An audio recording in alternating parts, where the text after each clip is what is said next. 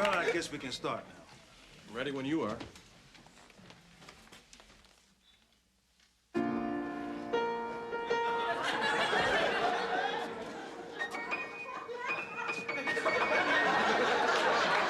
You're looking at the first show to air a gay wedding on television.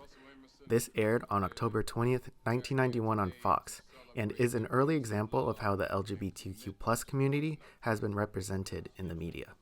This show, alongside other 90s shows portraying the gay community, such as Will and Grace and Ellen, weren't afraid to tackle these topics in a progressive way. Fast forward to today, and there has been an increase of queer representation in TV, film, and even video games. But it's been a long journey to get to where we are now, with decades of harmful stereotypes, negative representation, and underrepresented communities.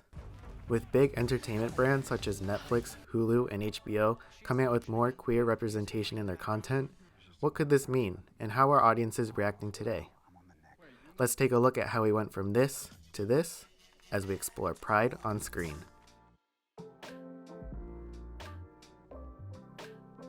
Queer and trans people have been present in American media for hundreds of years, but with many factors such as prejudice, censorship, and harmful stereotypes, most early representations of queer individuals were more harmful than good. In 1934, the Motion Picture Production Code was enforced, which set industry guidelines for Hollywood productions. These guidelines were created by the Motion Picture Producers and Distributors of America, or MPPDA. Also known as the Hays Code, this list of restrictions regulated the content U.S. movie studios could release from 1934 to 1968. This list included profanity, suggestive nudity, white slavery, and any inference of sex perversion. And yes, this included homosexuality. Therefore, any references to queerness had to be coded, meaning their queerness had to be depicted through their mannerisms, traits, and ultimately through harmful stereotypes. As a result of the Hays Code, villains in particular became queer-coded, where viewers saw characters with gestures and behaviors associated with the LGBTQ+ community get punished for their actions. Most notably, Disney villains during this time period garnered attention, as their films were popular with children. For example, Governor Ratcliffe in Pocahontas, and Captain Hook in Peter Pan. With some more recent examples, such as Scar in The Lion King, and Ursula in The Little Mermaid, who was inspired by the drag queen Divine. As television grew in popularity years later, the Hays Code slowly lost its authority over the industry and eventually was phased out, as it no longer had legal backing from the courts.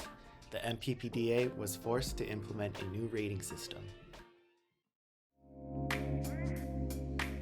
Every year, a non-governmental media monitoring organization called the Gay and Lesbian Alliance Against Defamation, or GLAAD, releases a Where We Are on TV report, which analyzes the number of LGBTQ+ characters in the media.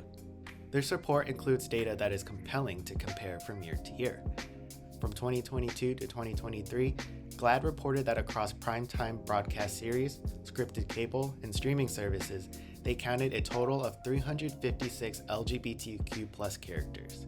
In comparison, this is 2 less characters than the report from 2021 to 2022. GLAAD infers that this decrease is due to the many cancellations of TV series that feature multiple LGBTQ+ characters, such as the CW's Batwoman and NBC's Ordinary Joe, due to poor ratings and a decrease in viewership. Many of these shows featuring queer stories are canceled only after 1 or 2 seasons, as audiences' viewing habits have shifted towards binge viewing as a result of streaming and premium cable services. However, this doesn't mean that audiences aren't interested in queer stories. FX's Pose and Netflix's Heartstopper proves that queer representation can garner viewers' attention and critical success as well. Ryan Murphy, most known for his creation and production of popular TV series such as Glee and American Horror Story, released Pose on FX in 2018.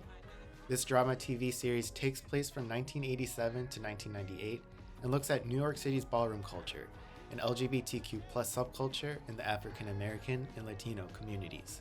The show features many queer actors and characters, including Michaela J. Rodriguez, Billy Porter, and Dominique Jackson. The show received many nominations and awards, including a Peabody Award in 2019 and a Primetime Emmy for Outstanding Drama Series in 2021. The show ultimately highlights and showcases a diverse array of queer characters and fearlessly illustrates the queer experience. GLAAD's report also includes data on gender representation, race and ethnicity, representation of characters with disabilities, and characters living with HIV and AIDS. With big hits this past year being LGBTQ+ inclusive, such as HBO's The Last of Us and Showtime's Yellow Jackets, President and CEO of GLAAD, Sarah K. Ellis, stated in the report that, quote, "It's clear when a service fully invests in its LGBTQ shows. This programming rises above a crowded media landscape and is successful with both critics and audiences." As more LGBTQ+ representation has appeared in American media, more diverse stories are being shared surrounding the community than ever before. With this, there is also more celebration of lives, cultural acceptance, and understanding and opportunities for queer individuals.